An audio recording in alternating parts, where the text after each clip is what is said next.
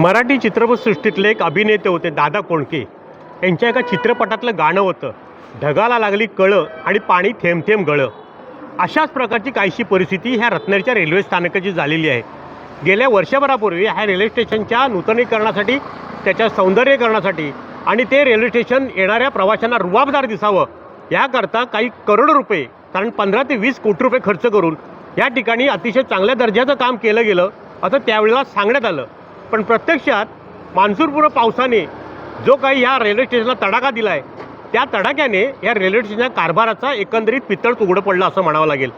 कारण हे Ratnagiri railway station हे जिल्ह्याचं ठिकाण, आणि ह्या ठिकाणी रेल्वे स्टेशनने केलेल्या 15 ते 20 कोटी रुपये खर्च करून केलेल्या कामाचा पावसाने अक्षरशः बोजवारा उडावला आहे. निसर्गापुढे काही टिकत नाही, काही कोणापुढे निसर्गापुढे काही करता येत नाही इथपर्यंत खरं असलं तरी केलेल्या कामाचा दर्जा निसर्गाच्या काळातच कसा असतो, चांगला टिकाऊ असतो की टाकाऊ असतो हे निसर्गच ठरवतो. आणि त्या पद्धतीनेच ह्या रेल्वे स्टेशनच्या कामाचं आपण पाहतोय. पाठीमागील भागात संपूर्ण नव्याने आता पुन्हा काम करण्याचं काम हाती घेतलं आहे. वाऱ्याचा वेग आणि पाण्याचा मारा ह्याने एक एक त्या रेल्वे स्टेशनच्या आतल्या सौंदर्यीकरणातला एक एक भाग असा कोसळायला लागला आहे आणि मोठ्या प्रमाणात गळती सुरू झाली.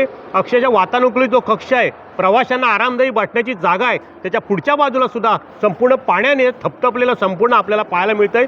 आणि रेल्वे स्टेशन मागच्या बाजूचं हे बस स्थानकाचं, रेल्वे स्थानकाचं हे फलक आहे, दर्शनी भाग, त्याच्या बाजूलाच वरच्या बाजूला हे पुन्हा नव्याने काम सुरू करण्यात आलं आहे. कारण त्यांच्या मते, कामगारांच्या मते, की वारा आत शिरतो आणि पाण्याचा तितकाच मारा आहे, त्यामुळे पूर्ण आतलं छप्पर काढून पुन्हा नव्याने करण्यात येणार आहे. म्हणजे साधारणपणे पहिले 15 ते 20 कोटी रुपये नुसत्या सुशोभीकरणावरती खर्च झाले होते आणि पुन्हा आता हे नव्याने स्त्रीकरणाचा करायचा म्हटला तर कदाचित तितकाच खर्च येईल ही शक्यता नाकारता येत नाही. म्हणूनच एकंदरीतच कामाचा दर्जा, कामावरती असलेलं सुपरविजन आणि ठेकेदारांनी केलेलं काम ह्याच्यामध्ये कुठंतरी ही कमतरता जाणवते.